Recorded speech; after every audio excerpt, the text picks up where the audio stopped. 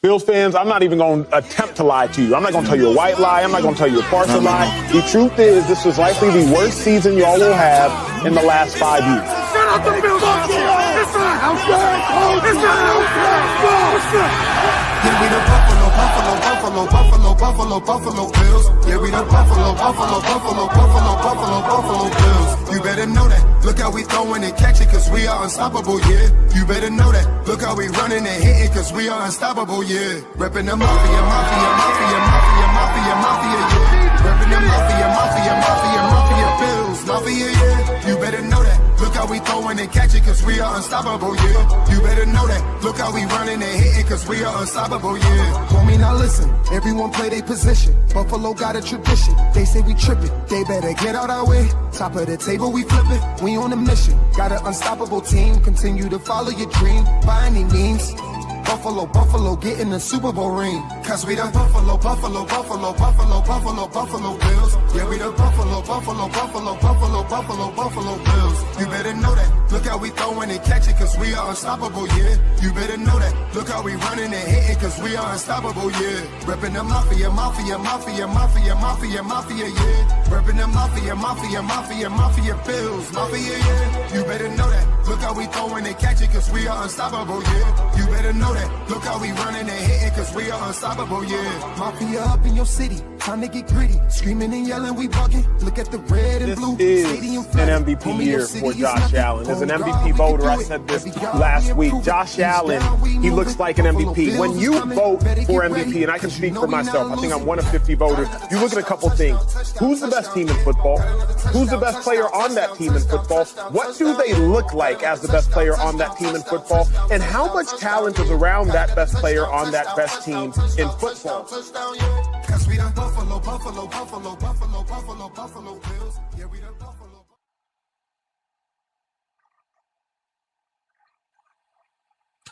And good evening, ladies and gentlemen. Welcome to another edition of Coast to Coast here on Dude Champions. I am your co-host Beyond 716 here with Whittle 2K. Whittle, tonight, episode 80. We're up to 80 episodes, if you can believe it. And we continue our NFL draft preview. March Madness goes forward in football, college basketball. It's a great time of year.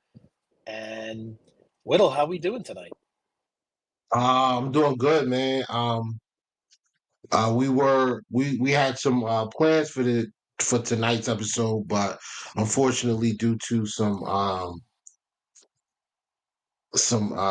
unforeseen responsibilities that came up kind of last minute, we have to postpone some of the things we were going to talk about today. But we do have the pleasure of being able to speak with Jamal Forrest. He is a Commanders fan. He is also a contributor for Hogs Haven, which is well, you know what? I'm not gonna mess up bro's titles. He's here. This is another high profile free agent acquisition. Well, it's even high profile, but huge upside addition that we've made from the Commanders. You know, we tried to get J.D. McKissick some years back. You know, he dissed us and said, "Nah, I'm going back to the Commanders." And so we went back to that well again. Went after Tim Settle. Tim Settle Jr. got Tim Settle Jr. here. We were excited. Commander fans were excited for him to get an opportunity. He was here for a couple of years. It didn't pan out. And he did have a really good season this year in Houston. And now we have Derek Forrest.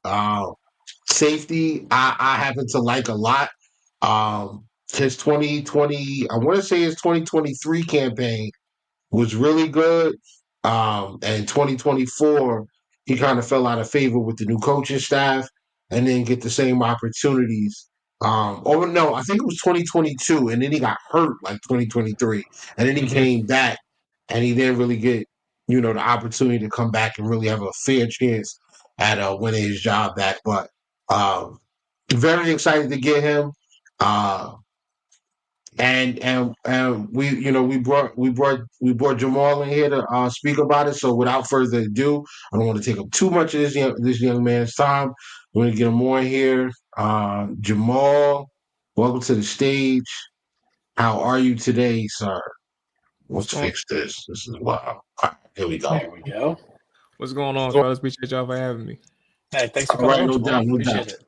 Ain't no All- problem, man. Good to talk some Commanders ball when I get a chance. Yes, there we Yes, go. sir. Yes, sir. So I don't know how much attention you paid to the intro, but the intro for this pod features the popular show. The fact. Well, it wasn't the facility then. It was I can't remember. I think it was like Speak Out or something like that. That Emmanuel Acho was on, and he pronounced we were done. It was over. Bills are finished. Like we was gonna have a terrible season. We lost all our good players. We didn't have no dogs. All this other stuff. Ended up in the AFC Championship game. I remember the Commanders being a team that people talked about after drafting James Daniels, finishing with 4 or 5 wins, and y'all end up in the NFC Championship game as well. So we got a little bit in common there. We were doubted, but show what we were made of this year. So yeah, let's talk a little bit about the Commanders. So far, how do you feel about the offseason that you guys have been having? I think actually it's fun. What's today? Wednesday. We talked about it yesterday on our show, and I think funny enough, like I gave the grade a B plus. I think like the way they've been able to capitalize on finding like a cornerstone left tackle. Because I think one of the biggest question marks offensively, it was several, but one of the biggest ones is like how do you protect Jaden Daniels? 2024 was really good, and like you did the best you could with that offensive line, but at some point, they started deteriorating late in the season. So I look at that offensive line. It's like, all right, you got Brandon Coleman, a young guy. You thought that was going to be a left tackle for the future, and I think that they're comfortable with him. But if you can upgrade it, what are ways that you can do this, right? They was reportedly going after Ronnie Stanley. But they said, you know what? Let's go ahead and try and dig into our bag a little bit and see who else is on the market. They go and get Laramie Tunsil, pay a little bit for him, but it was well worth the payment, right? So now you're able to kind of maximize your entire five. Like, where do you want to put not Sam Cosmi, but Brandon Coleman, while Sam Cosmi is recovering from injury, given that he tore the ACL against Detroit, right? So now you got this flexibility on what you want to do with Brandon Coleman and his future moving forward, and then obviously knowing you're going to have that best five when Sam Cosmi comes back. And then offensively again, you get Debo, and you trade for Debo, you get a top dog in terms of a playmaker. There's question marks about what his game exists after this. After him gaining however many pounds he did gain, he said he was 225. But bro, like I think people overstate that. I think people underestimate like just how many people in the NFL are probably cooking and they're overweight, like overweight, quote unquote. Like that stuff matters to obviously the coaches and to management, but sometimes it just takes a off season to get back right. But at the same time, like the 2024 Debo that you see on tape is the same person that they thought was a threat the previous few seasons that he played in San Francisco. So you're talking about bolstering up the offensive line. You get a playmaker to help Terry out. You're not done yet with receiver. I don't like just going into the season with 2. So I think you're going to get a little bit more help there. And then defensively, you retool the defensive line. And you let John Allen go, try to trade him, but you get your linebacker back in Bobby Wagner. That's your leader. You retool the defensive line, hoping that chemistry is going to get a little bit better. I'm not saying it'll work out, but they have a type. They found their type. They're hoping things work out. So I understand the strategy. The biggest question is more so how's it going to work, and I'm leaving that open for interpretation. But for now, their approach, their strategy is like they're getting the pieces that they want, and we'll see how it plays out. Right.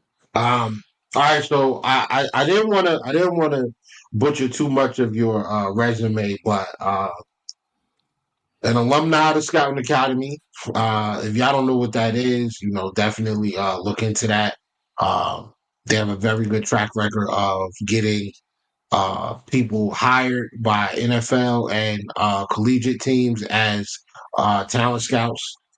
So, if you're trying to get into that business, if you're trying to get into that field, this is probably an investment that you want to make. Um, Also, you are an analyst for Hogs Haven, which is on the SB Nation Yeah. group. Yeah. So I mean, you're not new to this. This is something that you do. You also host your own podcast, Trap or Dive. Is that the correct name? Trap or dive. Okay, Trap or Dive, and at the end before you get out of here, you can plug everywhere everybody can find you and everything that you do, outside of being a Commanders fan. So, please talk to us about this new safety that we're getting, because I mean the first thing people do when we get a new player is they go look at the highlights. I don't believe that looking at the highlights is the right way to do things. I like to look at just let me see what he looks like on the field. So I see, like, people keep telling me, or I've seen people say, he's better in the box, he's better as a low safety, he's not really that good in coverage. But when I watch him, especially like in cover three as a single high, like his transitions from his back pedal to tracking the football, like they looked very smooth before he got hurt. So what player are we getting? Should we expect to see more of the 2022 Derek Foster, or have you seen signs of his game tailing off, or his talent not really being able to not being able to find what he had in 2022? You know what's so funny? We have the same last name, but Right. a lot of people say our name Foster, Forrester, Forrest. Like it's such a mix for whatever reason, bro. And that just made me laugh. I'm like, this, like, nobody's immune with the last name Forrest to having the mix up. But no, like Derek Forrest is, I think, and we'll get into 2024. But I think from a single high perspective, like Derek Forrest has the range. He has that mobility to go and cover grass, right? He can cover the grass. And I think from a single high perspective, like he's able to, you can trust him in those situations. I think from an athletic ability, like he's Ron Rivera and Jack Del Rio trusted him in different areas. Like he was the box guy when you did the Buffalo nickel, right? When you have your strong safety down in the box playing as that seventh man, right? Sometimes even when you're talking about you're playing the Cinco defense with Jack Del Rio. For those unfamiliar, the Cinco is the 5 defensive linemen and that 1 linebacker, right? Yeah. So it's essentially a six man front, but 6'1", 6 man front, but you'll add that 7th man in the box, and that'll be Derek Forrest, right? Like he can play that because he was tough against the run. But then also, like, if you needed him to like play the pass, like because he had that athletic ability, he can play that short area and be okay. From a slot perspective, like they used him in the slot, but they used him primarily like cover tight ends. It wasn't necessarily like if you had that detached player away from the line of scrimmage, you can trust him in covering that guy. So like he had versatility, and from a coverage standpoint, he wasn't perfect, but I think from 2022, like that was probably his best season. I mean, he had, I think Derek had in 2022, he had 11 starts, right? He came out of, I mean, because his first year he played primarily special teams. I think he ended up getting hurt, if I'm not mistaken, in his first year. But he played primarily special teams. And then 2022, that's where he kind of emerged as a starter, made plays. He was around the football, 88 total tackles for a safety, especially in his second year, is pretty impressive. So I think that was good for him. I do think, though, as time went on, and it's so hard to tell about that 2023 season, for example, because now he did get hurt. He ended up hurting the shoulder. But before he got hurt, he was fully healthy. There was no like injury. But that 2023 season, like the defense was terrible. Like terrible as in dead last in almost every category. Points per drive. Think about like throw a random category out there. They terrible. They suck. But I think for Derek Forrest and so many other people, and the example I was going to give was Quan Martin. Like he was on that defense, but he's a starter in 2024, right? They gave Emmanuel Forbes a chance in 2024. It didn't work out. They cut him before they can even get started. But there's some other people like who were on that same roster in 2023 that made it to 2024, but that defense was terrible. And Derek Forrest is one of those people where you look at 2023 and you're like, all right, well, when they're in two high shells, right? Because they're trying to change up their defensive scheme. And Del Rio was just pretty plain and simple with his, but you're talking about a two high shell now, and you're talking about having the right depth when you drop in your half defense or your cover two, and like he's not deep enough. And like you're wondering why these big plays are happening, and he's not holding on to that or helping that cornerback out just enough, right? So now you're talking about like who's at fault here, like who's supposed to carry? Was the cornerback supposed to carry a little bit more, or was he supposed to get deeper? And you know, sometimes Derek is out of position, and those were happening in those 5 games before he got hurt. So like he'll have some coverage issues in terms of like that third level of the defense, and those are where some of the question marks come in terms of his coverage ability. Now I'm not entirely too sure how Buffalo is going to be playing their defense. I do know, like I've followed that defense for a long time, and I've always appreciated y'all safeties.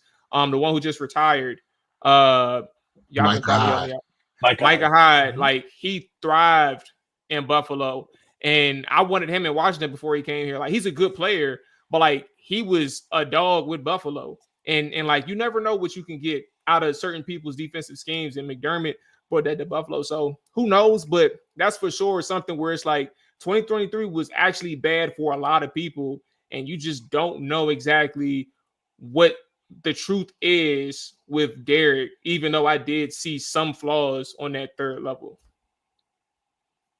I'm glad you brought Micah Hyde's name up because before Micah Hyde was with the Green Bay Packers, and Green Bay used him similarly. They used him in the slot.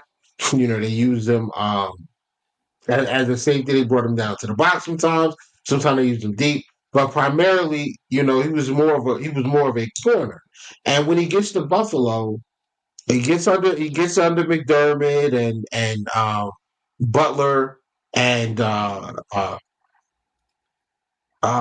Leslie Frazier and these guys, and they get a hold of him and they work with him over a couple of years. And next thing you know, you have an interchangeable guy who's comfortable playing in the slot, covering. You know, he'll carry a slot receiver. He'll carry the tight ends. He's got no problem dropping down into a flat zone and taking away those mesh and crossing routes or the swing routes to running backs. He's there for all of that. And then in the deep third or the deep half, you know, he's great because athletically he's able to do it, and his coverage. Well, I do think he already had a good grasp on coverage skills, on coverage schemes and where he needed to be on defense. I think under the coaching of McDermott, we see basically him squeeze every drop of talent out of whoever you throw back there, right? So Levi Wallace, undrafted free agent, comes to Buffalo, ends up starting for a few years, goes off and gets an $8 million contract a year to go start for the Pittsburgh Steelers. Dane Jackson, 7th round corner, we drafted out of Pitt, comes in and plays. You know, he played solid snaps for us for a couple of years. Although it didn't work, it seems like we got to just keep drafting these guys on day 3 because we took Kaiir Elam early and it didn't work out. But you had Christian Benford, a 6th round pick. He plays well. I mean, he's one of the best corners in the league right now. DeMar Hamlin, 6th round pick, started play solid football for us last year. So I am hoping that because of Derek's athletic profile, his ability to cover basically every blade of grass. And then not being afraid to stick his nose into the box and help out with run support, which is huge for this Buffalo team. They love their secondary guys to come down and help out with the run.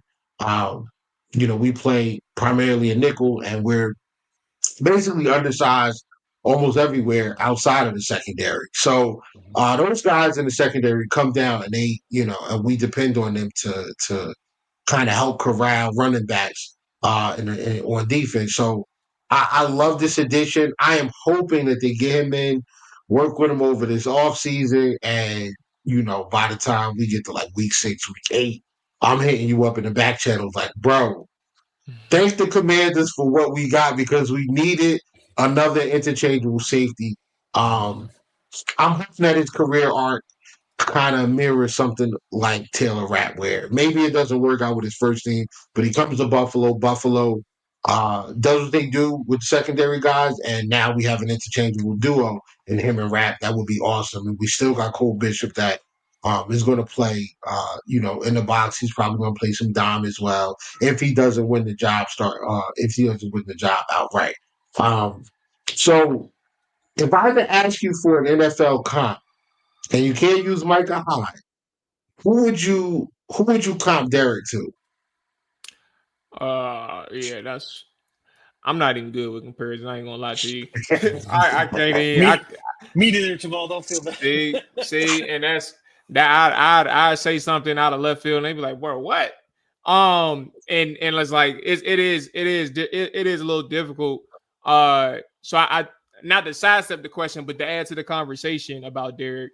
I think what's interesting with him, I get the excitement, so I don't want to temper that down for anyone.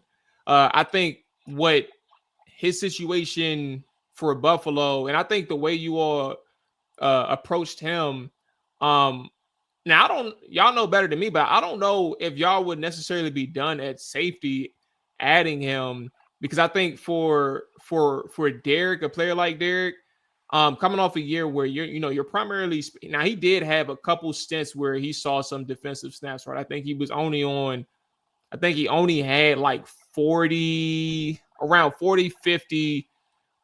defensive snaps. Oh, let's see. Here it is right here. 74. There it is. So yeah, 74. That's 12% of the defensive snaps in 2024. And 153 snaps on special teams. That's 53%. Like he was primarily a special teamer, right? I think for him, what he brings to the table is something that is going to be multifaceted, right? Like you're going to like him on special teams because he gives 100% effort.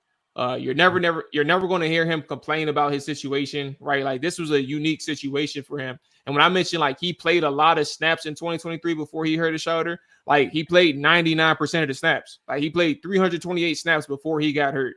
He didn't play any special teams that year. Like that's like his role shifted, and that's why I said the more snaps he got, that was an increase from 2022. So like that's what I'm saying. Like when you see more of him, like people, that's where the questions come in terms of like that coverage ability. So what's the truth? Was it the defense that was super terrible and the coaching that was terrible? Which it was. That was very true. Like they had a high school coach as a defensive backs coach in NFL. Like respectfully, like, and that's no disrespect to high school coaches. Like he literally took the leap. Like they brought him on board. So I say like, what's the truth here? And I think for Derek Forrest to come in from 2023 and actually be fully healthy in preseason, I think to him not playing and obviously like losing his job to Jeremy Chin, right? Who Jeremy Chin was actually pretty much better. He did a lot for Washington and he did at a really high level.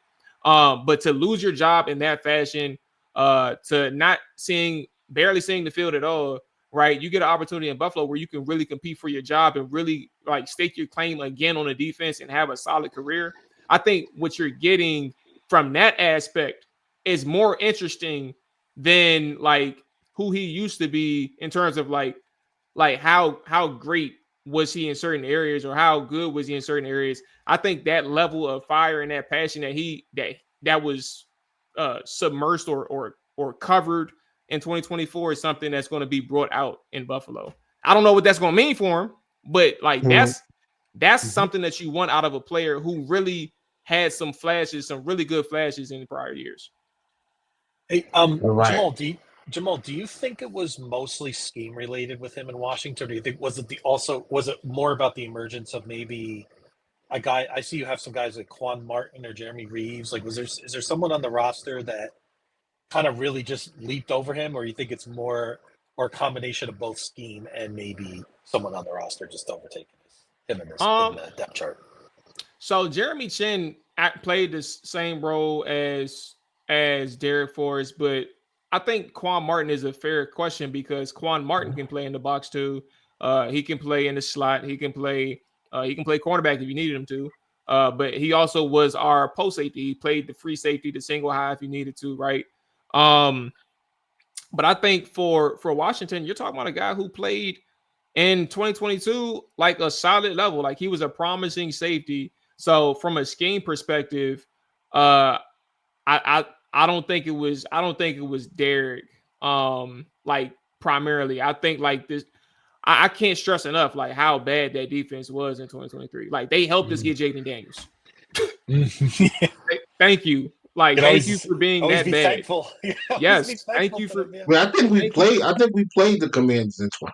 Yes, We y'all played y'all in smoked it. 22. Yeah. We did. Y'all Yeah. smoked it. Yes. Yep. Yes, y'all smoked this. And we thought coming off a win against Denver the previous week, we thought we had a chance to make it. Matter of fact, it was Ron Rivera's statement game, and I don't even say his name no more. Like it was his statement game, and they got smoked.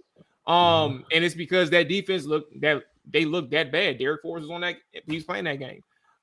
So I think for from a scheme standpoint, Del Rio was very simplistic in terms of his approach to games, right? Like he didn't do too much disguising, he didn't do too much blitzing. And I think that really killed Washington. There was even comments, I actually think, after the Buffalo game where they knew exactly what we were doing. They can tell, they had tails. I think it was on both sides of the ball, if I'm not mistaken.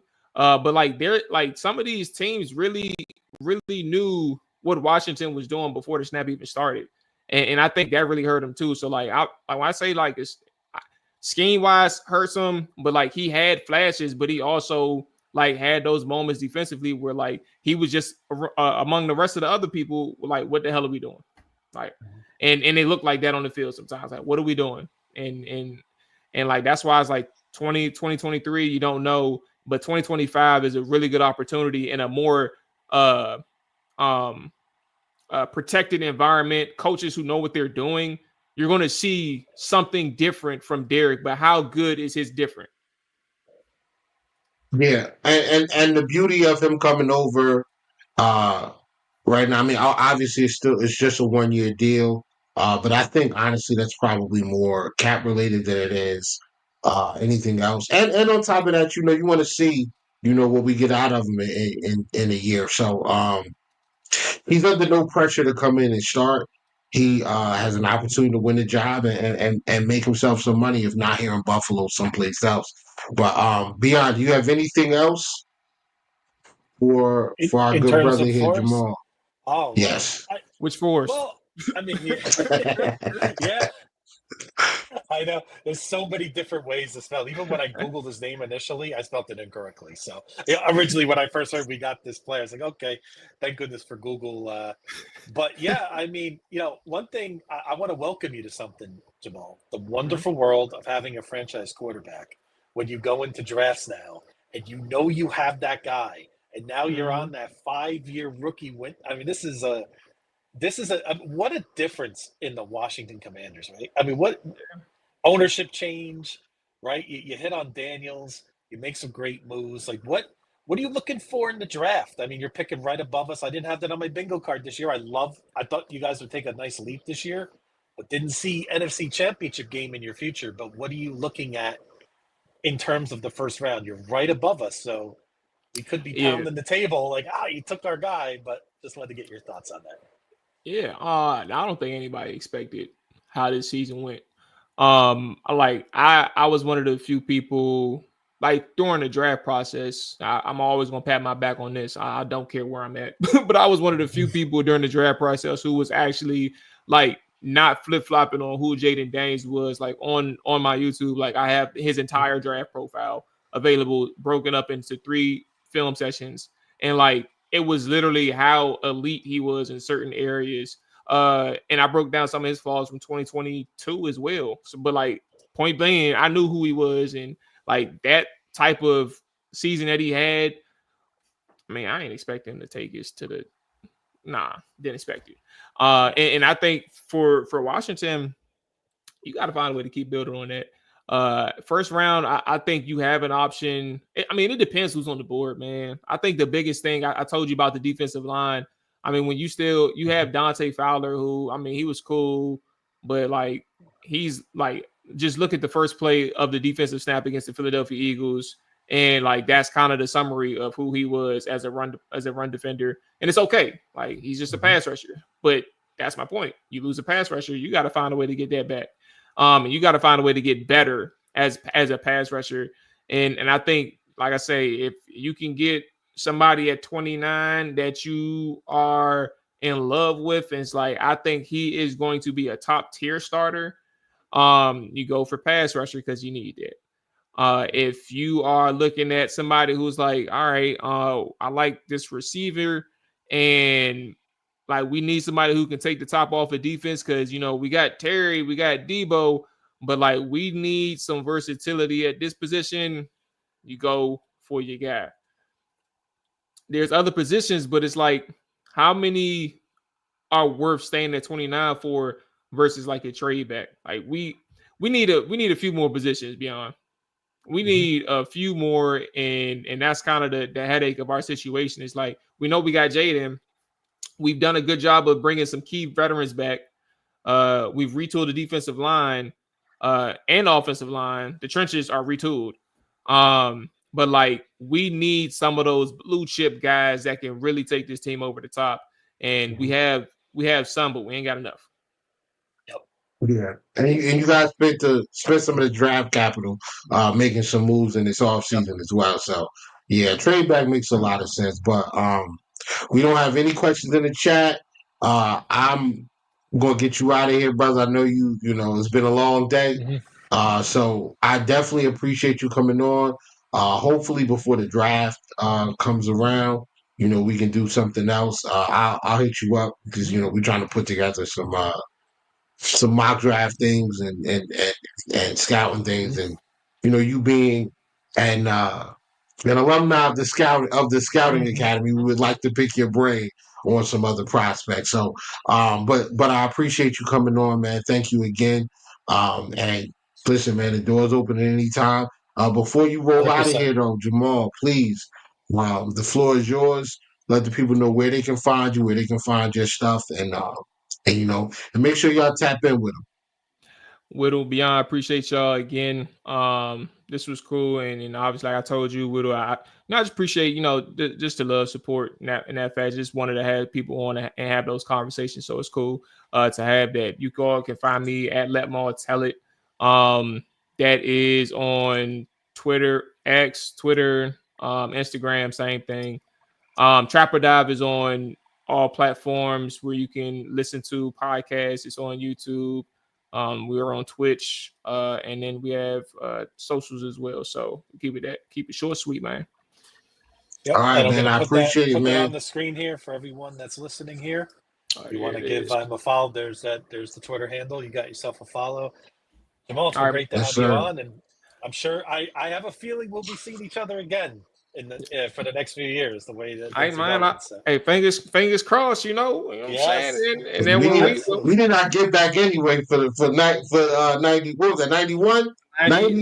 91. Yep, 2 years before I was born. So I watched it on TV. Hey, I'm dating myself. Yeah, we did not get back, man. But I was in college then, man. I remember that. Well, whatever I remember that game. I was smoking my bro, appreciate you coming through, man. Have a good day. Appreciate you coming through. Good luck this season to the Commanders. You know, we love to see the underdogs get it. Please take care of the Eagles. They feeling themselves right now. We need to get them out of the way. most annoying fan base I've ever dealt with, bro. And don't get me started. So I'm gonna go ahead and peace out. All right, brother. Take it All easy, right, man. bro. Later, more. Thank you very much. All right, Whittle, that was great. That was a great spot. I mean, a lot of great information. And before we continue, Whittle, the Bills fans got to pay the bills. So maybe we'll do that now, and then we'll get into part 2 of our show.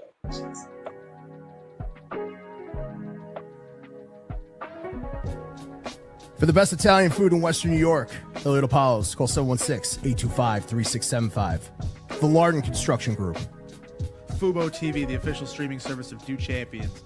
FanDuel, the official sportsbook of Do Champions. For all your summertime needs, beauty pools, as well as kayak pools. CX Chronicles, your total customer solutions focused manager. W.GG, the official energy drink of Do Champions. Hey, Sons of Erie, our artwork looks better on your walls. Hamburg Brewing, please visit our tap room on Boston State Road, Hamburg, New York. And finally, Fat Boy Surf Club for all your surfing needs.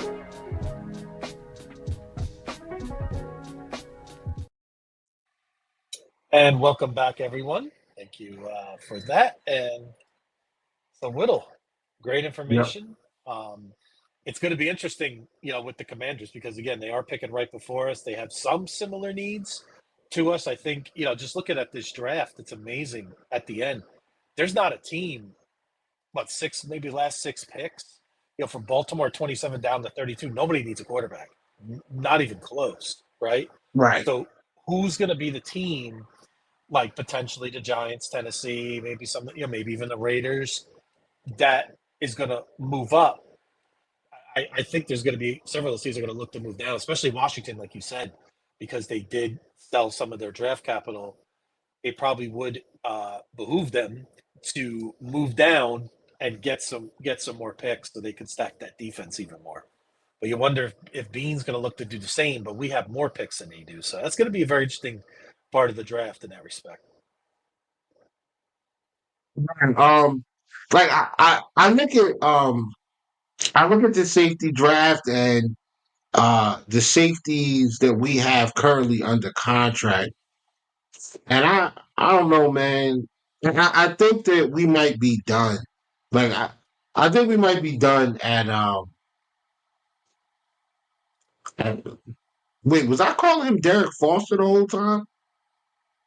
Derek? Is it Derek Forrest? No, you think you called him Forrest. It's for okay. I want to make sure he is so right. I mean, it's double R. I'm sure he gets the single R, double R, and remember, Derek. It's DARR. Derek. I was calling him Derek for the longest time as well. So yeah, that definitely. But are you? I guess I'll start with that. Whittle. Are you comfortable if you're Brandon Beane? If you're running the Bills right now? Are you comfortable with the 4 that we have at safety right now? I mean, obviously, you maybe want to try to draft somebody, right? But I'm talking about first 4 rounds or so. Are you comfortable with who we have? Or are you looking to swing for one of the other safeties? I'm gonna be honest, man. I'm kind of comfortable. Like, if they take another guy, sure, like that's fine. But honestly, the guy who. So 3 of the 4 guys were here last year. I'm fine with that. Either of them, any of those 3 guys can start. It's not, it would not be a big deal. I don't want to see certain guys start, but in a pinch, if that's what has to go down because we're not allocating any more assets to that position, sure. I looking at Derek's looking at his profile, his athletic profile. 9.69 on the RAS out of 10. 9.69 score out of 10. He immediately is the most athletic free safety we have. I mean, safety we have. I'm not going to say free safety, even though he's listed as a free safety coming out of Cincinnati. He is the most athletic safety that we have.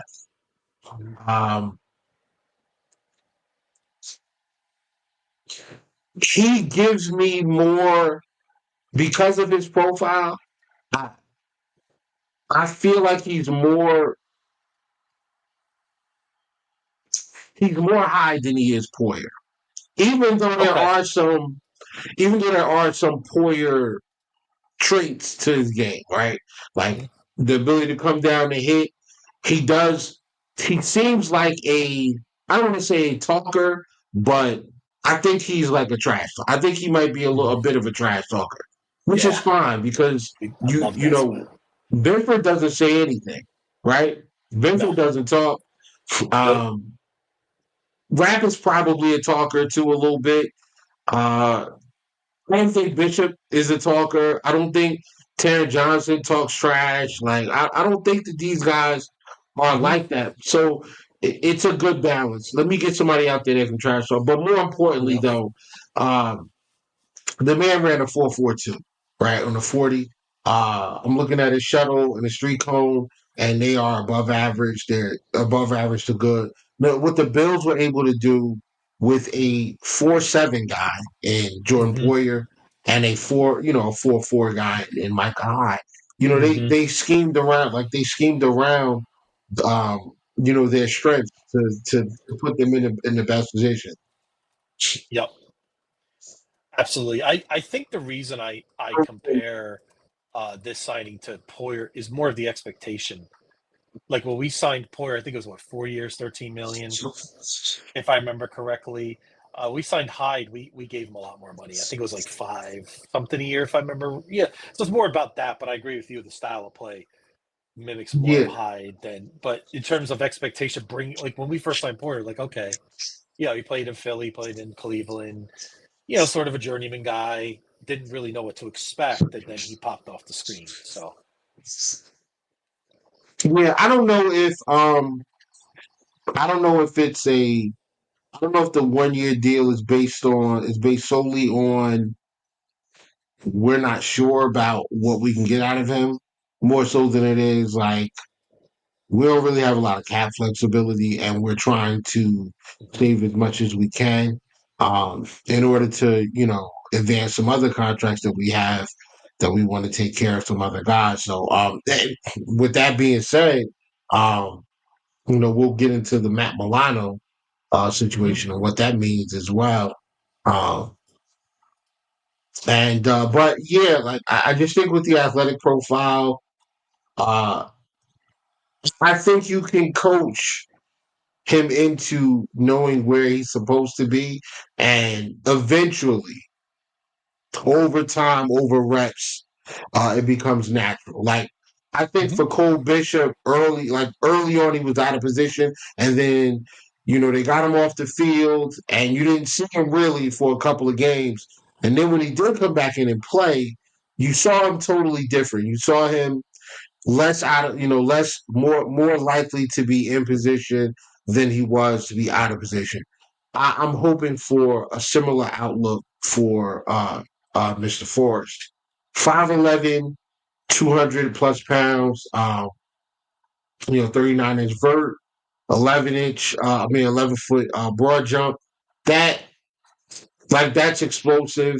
That's fast. He's not the biggest guy, but he plays bigger than what he actually is. And I think we need to get. That's one of the things that we talked about was getting more athletic in the secondary, getting faster, getting more athletic back there in order to match up better with some of the elite level teams that have a lot of speed. They have a lot of athletes that they're throwing the ball or running the football with. We have to be able to match that. And this is a move in the right direction.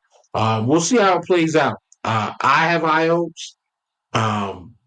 Just going through some of his film, I think that there's a lot there for McDermott and the rest of this coaching staff to cultivate. So, what are your thoughts on no, Mr. absolutely. Forrest? I mean, the one thing I'll say, Whittle, is that I wonder if we're going to see more of this in the NFL in the years to come.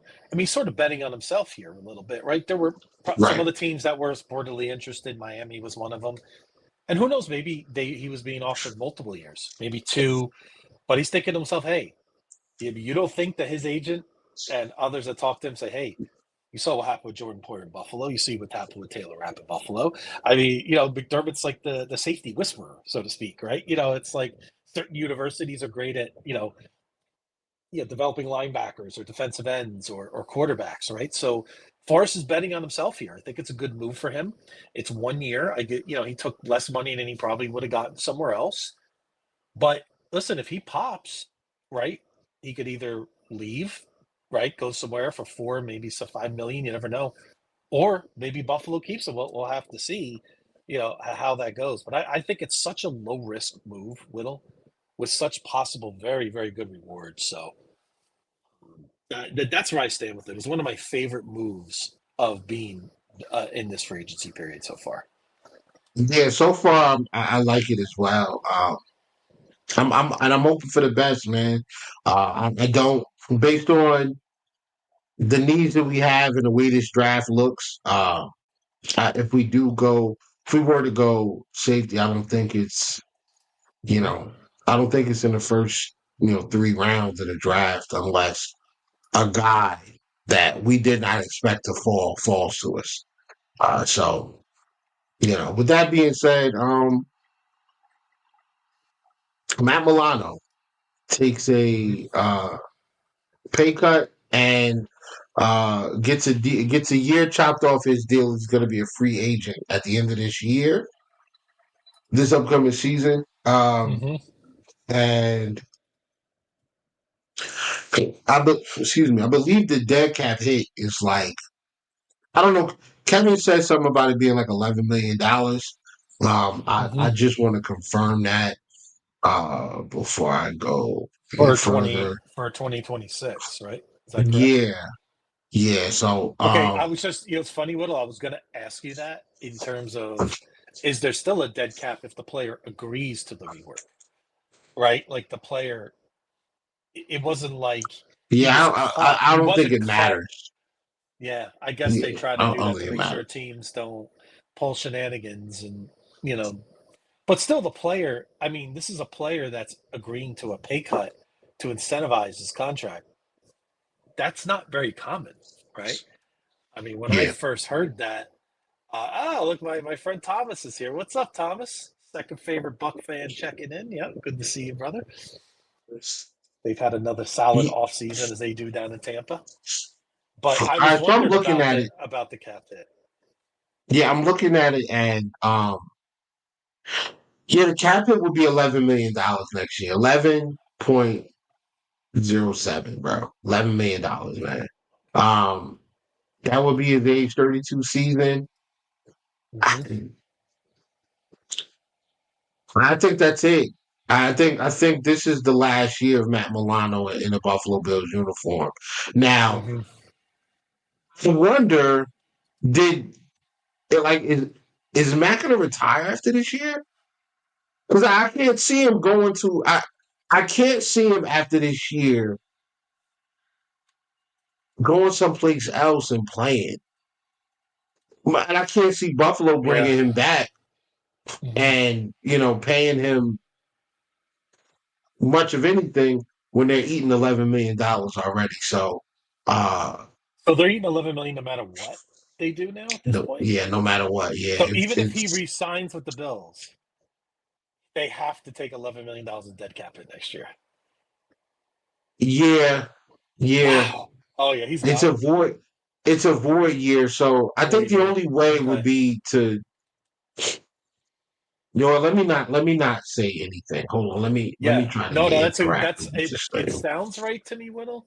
And I just want to give a shout out to our guy Chris in here, and we are going to get to this question after this. Though that's a good question. So, and it's kind of funny you mentioned that, Chris, as I'm in the middle of doing something where I kind of did that in a mock draft. So we'll get to that in a little bit on that front.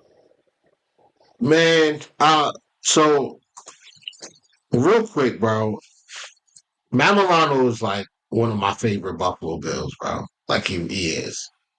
So I don't know. I mean, I don't know. I hope that there is a way. Well, that's a void year. But you wonder, I guess the biggest thing is the why, right? Like, why did Milano take a pay cut listen, you got to commend any player that takes a pay cut in that respect. But as to why, like, is it that he wants to leave, or did Buffalo already have a conversation with him, and maybe him and Bean, his agent, had a heart to heart, and they said, "Listen, we're not going to keep you past this season." When I was kind of working there and I saw that, my eyebrow went up like, "Wait a minute, what just happened there?" So, yeah, I agree, Tiffany. He's definitely one of the favorites. He kind of epitomizes what this Bills run is about, right? He's one of those guys we talk about a lot. The Trey Whites, the Joshes, right? There's certain players, and Milano is in that room for sure. Yep, and I agree. And when he's on, and we need Matt Milano, no preseason Yeah. action, be ready for the season, 100% healthy. That's what we want. We want 17 games of Matt, or maybe 16 games, maybe the last week of the year. He sits out if we clinch everything. So 16 games of Matt Milano would be wonderful. Yeah, I mean, he's a name on his defense that strikes fear in the other team, right? The other team's fan base. You mentioned Matt Milano, and most teams respect him. They respect his game. They respect what he does on the football field. I don't know that Matt Milano doesn't retire after this year. I hope that's the case. I don't want to see Matt Milano. I'm I sorry. know. Don't want to see Matt Milano in another uniform. I don't. So hopefully this is just a situation where he says, "Hey guys, after this year, I'm out of here," and say, "Well, can you help us out?" And we'll whatever. I don't know how it works, but hoping for the best for Milano, hoping he has a full, healthy year.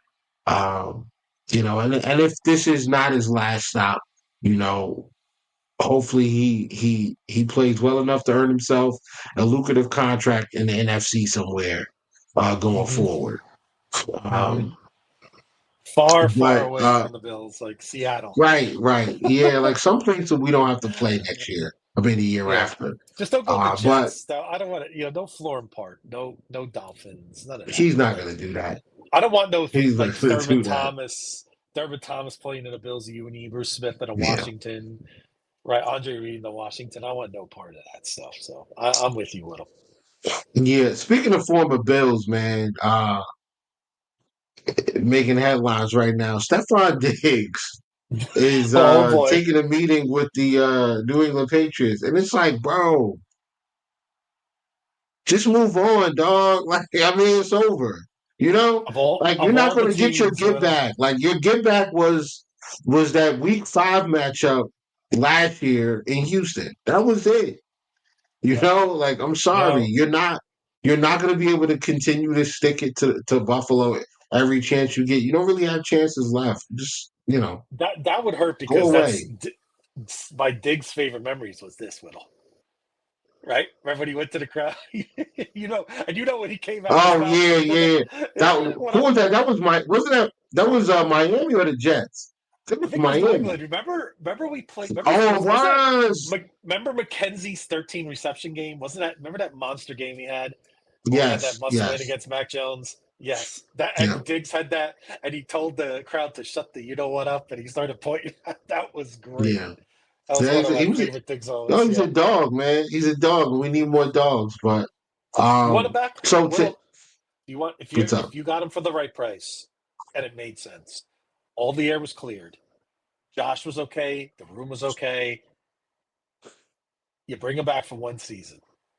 Is GM Whittle bringing in Stephon Diggs back to Western New York? Does he still? Do we have a public apology from him? Yeah, it's a guarantee. There's going to be no rifts in the locker room. There's going to be, everything. You can never guarantee that.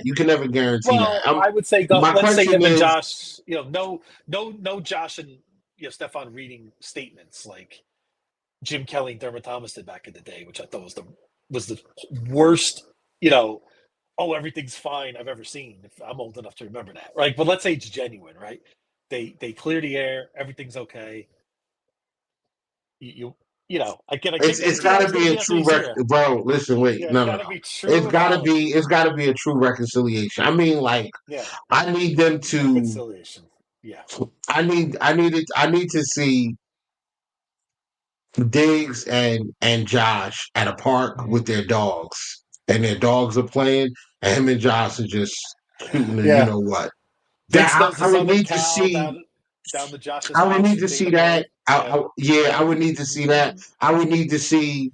I would need to get a picture of like Josh and Stefan and Haley and Cardi like stepping out together, like as a four, like all Yes. four of them.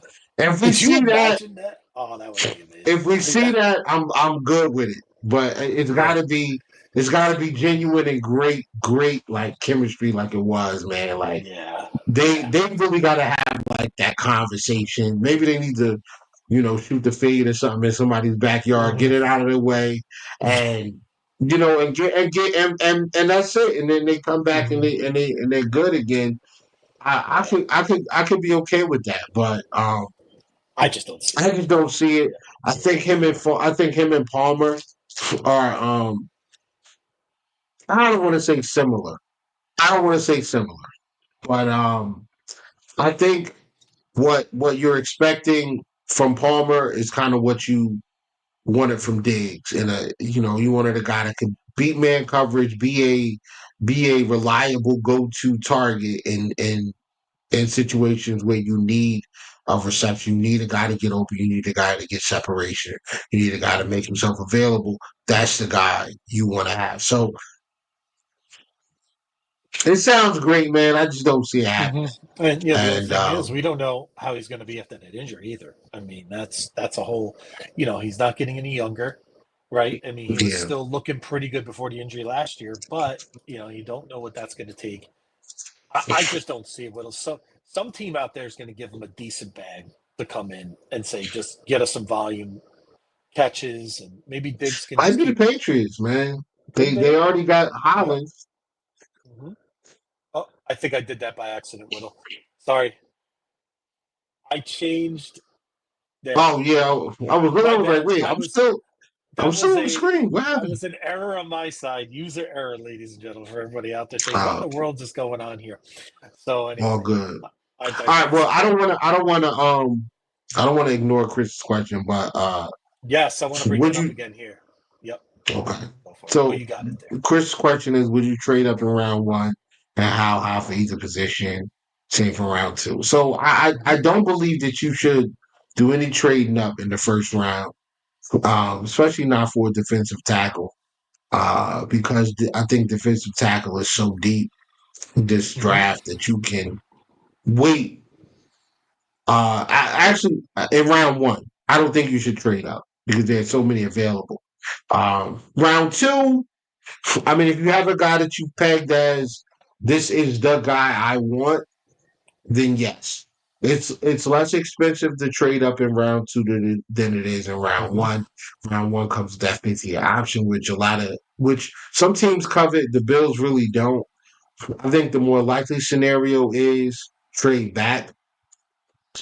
But if there were to be a run on cornerback, I would trade up, but I would not trade up high.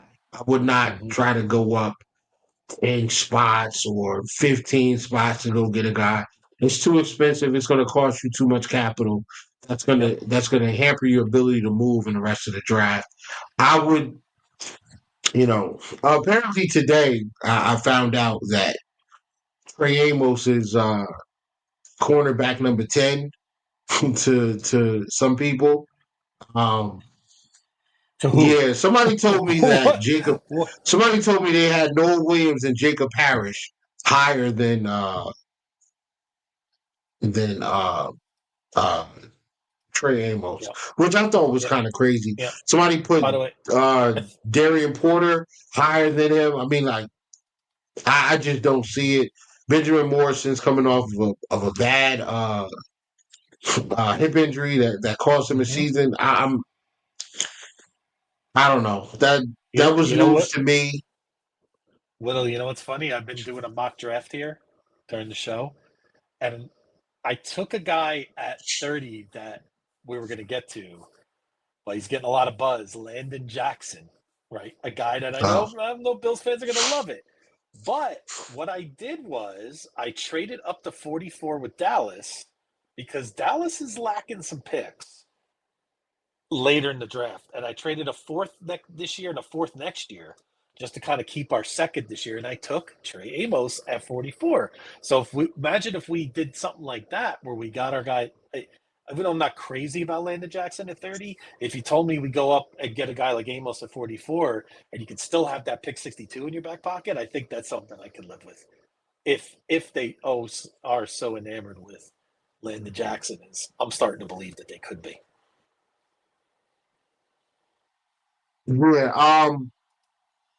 Yeah. So I like the prospect of drafting a Landon Jackson. I don't like it at 30. I'm sorry, I I agree. don't. I agree. I He just is wonder if they not. are, though. Yeah. I don't think he's a difference maker as a pass rusher. Uh, there's some plays where he gets off the ball clean. He's extremely efficient using his speed and his length to get to the quarterback. Then there are other plays where he gets caught by a tackle and he's essentially just out of the play. Not consistent at all. I think the door is open for them to take a guy like Landon Jackson because you have a Joey Bosa. Um, you have a Joey Bosa on a 1-year deal this year. You also still have AJ Epinesa for the rest of the season. I'm sorry, a lot of people are saying that they don't like AJ or they're tired of AJ or whatever it is. Well, listen, if you're tired of AJ, take a nap, and then when you get up, try to love AJ again because over the last 3 years, he's had 6 or more sacks, and he's played less than 40% of the defensive snaps. So maybe it's I don't know that AJ wasn't playing more because he wasn't good enough or because we paid Vaughn so much money, we got to get something out of Vaughn, right? 2023, AJ or nearly by himself wrecked the game for the Commanders. Like dude had a sack, interception, return for a touchdown. I mean, batted balls. He had I think he had a couple of sacks that game. Like there are games where AJ has been, I don't want to say dominant, but he has been a catalyst in a few games, and I just want to see. I would like to see more of that. Um, and I'm good with taking a guy like Landon Jackson in the second round. If there was an opportunity where they say, you know what, we don't think taking him at 30 makes a lot of sense. There's nobody at 30 that we believe we need to take right now. Let's trade back and acquire, a second and then maybe get a third round pick. And then we'll move off of a fourth and a fifth and trade that first and go back. And maybe we get a pick in the second round and an early pick in the third round. And then we have, 4 picks in the top 80 or, 4 picks in the top 100 all coming in the second and third round. I'm good with that because there are a number of holes that we need to fill. Cornerback 2 is a absolute need. Nose tackle, one technique, whatever you want to call it. Or you can say 2, depending on, but we'll get into that next week. Where it's the difference between 2 techs, 1 techniques, Yeah, I can't. I'm 4 looking tech, forward to that. 3 tech, 4 eye, et cetera, et cetera. We'll get into that. Hopefully And next week. just to tell our listeners, that's important, Whittle. Like when you do these mock drafts, like we do, sometimes, I'm looking forward to that too because sometimes I forget. Like, why would we take another 3 tech if we have Ed Oliver so high in the draft? We need more of a 1 tech. We're going to get into all what that means, and I'm really looking forward to that conversation with Coach Oliver for sure. Yeah.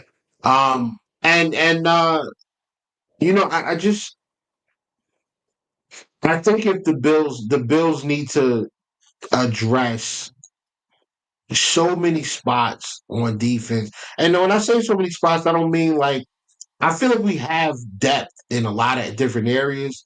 We just kind of need some better players. We need some better talent. We need better talent and guys that can possibly be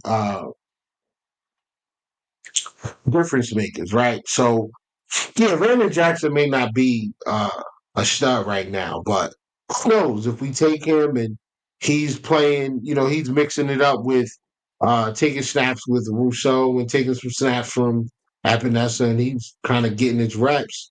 Who knows by the end of by the end of the first 2/3 of the season, we may get to week 11. We may get to week 10, week 11, and this guy figures it out. He may be awesome. We don't know that. We gotta, that, and that's the beauty and the curse of the draft. All these draft picks are lottery tickets, and I again, I'm good with it because of some of the other moves we made. Clearly, they like him because they've met with him a billion times throughout this whole draft process. So, 6'6" and some change. Ran a sub 4.7 40. Extremely long arms, 265, 270 pounds. He's like built like a light, like he's built like Rousseau. I mean, it's basically like getting Rousseau on the opposite side. So, I like it. I think trading up in the first round is too expensive, Chris, to answer your question. I think more likely a trade back is I think a trade back is more likely. Now, now to answer your question, who would I trade up for in the draft? I don't know how you overlook like if a guy like Johnny Barrett is sitting there. If Barrett is sitting there at like 24, 24. I think you start. Like if he gets past, if Barrett gets past the Steelers, I think it's time to pick up the phone. I agree with Chris here when he said about mid-20s. That's about the area where I wouldn't really go any higher than that. Yeah. To move that much higher. Now, this might surprise you, but if Malachi Starks gets past 21 and we're at like 22, 23, I'm making calls. I just like, and I know what I said about us being good at free safety, and I think we are. I just don't think you can pass up on a guy like that. Like that is the. You think if you look up free safety, bro? If you look up free safety in the dictionary, Malachi Stark should be in there. Like he is the epitome of that position. Ball skills, very good. He's very smooth in his coverage. He's very smooth in his back pedal. His transitions from his back pedal to tracking the football are very, very good as well. I don't mind it. I wouldn't mind trading up for that guy. Yeah, and I'm not that enamored with Kenneth Grant. Like I know a lot of people are saying Kenneth Grant, but I'm just not. Yeah, I'm kind of in agreement with you on that. I like him, but I don't love the guy. I wouldn't. Yeah, because there are other guys. Like there are other guys, and I don't know that Kenneth Grant comes to this team and it's a 3-down line. I think that we can get a guy like I'm partial to Tyler Williams. Like I think Tyler Williams is 3-down line easily. I think he comes in and his build and skill set perfectly fits with Ed Oliver. I feel the same way about Alfred Collins. I think these guys are all. I think both of those guys are 3-down linemen. Joshua Farmer, we'll see, but for the most part, you know who my favorites are. I do. That's what it is. Sorry, but I don't really have anything else, man. We can call it a night a little early. Yeah, we can. I mean, it's middle of March. It's a little bit slower, but guess what? When we come back in a week, we're going to be less than 1 month from the NFL draft, and I think that's when things start kicking in the high gears. So we're definitely gonna hear more about visits and other things. And I really think the Bills are done with any kind of high impact agent. I mean, I don't even know what you would call it, like maybe a Sante Samuel type free agent move. I just don't see it right now Me either, coming man, into the because Bills. So yeah, I, I don't see it either because you still have a corner on a team that you need to pay. And I hmm don't know at this point, I don't know that they keep Benford. I think the price tag for Benford is 25 or better now. Stingley hmm got 30. Sauce is gonna get over 30. McDuffie's gonna get close to, McDuffie's gonna get around, 30 or 31 or 32. hmm All those three guys are gonna be in the same area. They all have all yep, pros at this point. They hmm are, they've established themselves as the best three young corners in the game right now. And I feel weird saying that, but like Patrick Surtain is older than those guys by like 2 years, so he's not like a young guy anymore. I hmm mean, he's like 26, so that's kind of crazy. hmm But yeah, he's oh yeah, he's to me, Surtain's still the best corner in the league. Uh, I do think those other three guys have cemented themselves behind him. So that yep, is the upper echelon of the cornerback position. Benford, in my opinion, falls right behind those four guys. J.C. Horn got 25 million. I think Benford's better. Um, he's definitely been more durable. Uh, Byron Murphy, I think, got what? What did Byron Murphy get? 17 a year, I I believe. believe close to that. Yeah, Somewhere I around believe so. 17. hmm So that's the range we're talking about. We're talking about, you know, The market, right? Yeah, three I don't years. think he takes. 3 years, Yeah, 54 for Murphy. By right. So that's the way, my man about what is 17. that? Yeah, yeah, Yeah, about 17. 17. Yeah, about hmm 17. Yeah, I just don't see it, bro. I don't Yeah. see it. Well, I think the other thing too, Whittle, is we're gonna have What's to 18? the 18. Yeah, draft's my bad. gonna 18. yep, the draft's gonna tell everything, right? If we draft Amos and Porter as an example, that may give you a little window into we probably will not be bringing back, or the intention is not to bring back Listen, Christian if Benford. I'm not saying it's the if right they move. take I'm just Amos saying, and Porter together, like if they take them, they're getting them in the first two rounds, and that yeah. means we're trading Christian Benford. Like that's hmm probably a draft day trade. But I don't see that. I No, I think they're agree. gonna get this last year out of him, and they'll probably take another corner on day three. Somebody who, Agree.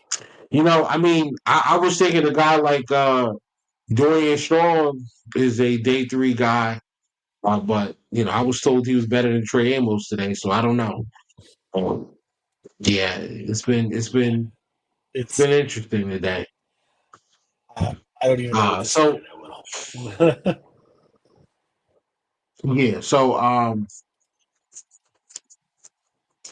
I think they'll take another corner. I mean, I've looked at some of the other guys. I'm a little partial to Zach Frazier, the UTSA.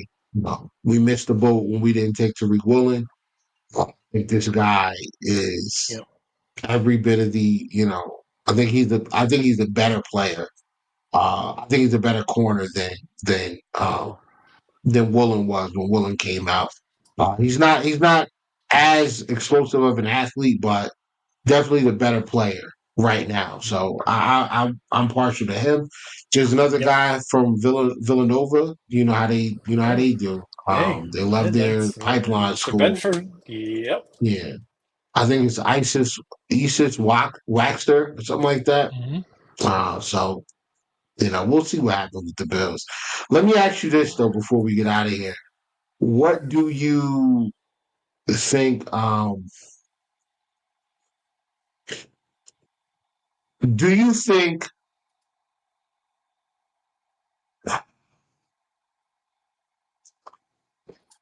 Do you think that this Milano move has anything to do with trying to get to Benford's number? Potentially. I mean, it could. I mean, I do think he is the absolute priority at this point. I definitely don't think it's for James Cook. I mean, that we can agree with. So, but yeah, I mean, it could very well be. I just wonder. It's just so funny. You come back to this move, and it puzzles me from a Milano side of things. But I just wonder what conversation was had. What did him and Bean talk about, or what did him and his representatives talk about? Or do they have some kind of handshake deal or something? It's hard to say. Why did they clear up 3.5 this year? That's the other thing too. Are they still looking to bring somebody in this year? I mean, that's another possibility. Maybe. It's hard to say. Why do you have to, for this year? But does that free up money for next year for in terms of Benford? Well, I no, we guess. don't get any savings. Yeah. Yeah, we don't get any savings by extending. I don't think there are any savings by extending Benford. Um, Unless we extend the Milano. Like I would say if we extend the Milano now, we work this deal where somehow it didn't hit as much next year. That would maybe open some money up for Benford for next year. But you're right. yeah, I but the couldn't bill, imagine. I would have loved to have been a fly on the wall when Christian Benford saw those signings coming through. man, Right? I I mean, want to he be had a to be fly on on the his wall, phone like, period. whoa, like, right? Like, wow. Like, what an opportunity for him. Yeah, and I So and I understand we can't keep everybody, but you know, But he's one of those. You got to keep your core. You got to keep the right core. Right. Some teams make mistakes yeah, and keep the wrong core. The Gabe Davis was not a core guy. Right. We saw that. Right. We made the right call on him. There's certain players that. But I wonder if Benford is Edmonds' part too. Is that we didn't sign him here early when we could have, and the longer you wait, the more expensive it's just going to get. So. well, I mean, this is the year Mhm. where he's eligible for a contract extension. It's Yep. now. Yep. So And this like I said, would be the early. the draft will kind of give us that peak on what we do. I mean, do we take a running back in the second round? I mean, we don't know what's going to happen with James Cook. That's the other position that I'm still wondering about going in. We haven't heard a thing about it. I mean, that could be a draft day trade. There's going to be. I mean, I think it's safe to say those guys will both not be Buffalo Bills in 2026. One of them is going to be gone, or both. But I would say Cook is the absolute favorite to be gone. But I'd be floored if we brought back both those players, especially Yeah, for what I don't Cook's think going to we be. are either. No, definitely not. So it's gonna, Yeah, Bean. We'll have to see what Bean's going to be cooking up for the draft. I mean, we have the draft picks to make some moves up and down. We could move down, get some more assets, get some more picks. I mean, it's going to be very interesting to see how he plays it. yeah. I hope we don't lose him to Ah, Whittle. I want Whittle. I want Benford here for the next 4 or 5 years. So that yeah. goes without saying. But we'll see how it all goes. All right, man. I was going to try to knock out a mock draft, but I mean, it's we're gonna shut this down, man. Well, how We'll about next week? Well, maybe we'll plan next week. We could do a nice little mock draft. You could do a present on that, right? And we can yeah, and maybe what I'll do is maybe I'll have one ready. I could show you my screenshot. You could just bring it up and just fire away in the comments. You can do something like that. So yeah. You know what? Next week, man. Let's do this. Chat, man. If you come into the chat, man, just do a mock draft and send it to us, man. Send it to us, and Mhm. we'll look them over and we'll present a couple and we'll go through 'em. And Yep. and And we we'll could and do that over we'll the next few weeks too. I mean, we up to the draft. So anybody that wants to yeah. do that, I like that idea a little. And I'm also gonna we're gonna try to get a former corner in here, somebody that played corner, to come in here and kind of break down some of these young guys, um, Great. and tell us, who the fits are for what we do, or who's who looks the best, who has the best team. So yeah, so the thing about these draft experts, man, after what I heard today, I just suggest everybody you just do your own research, man. Watch the film yourself. Watch these games yourself.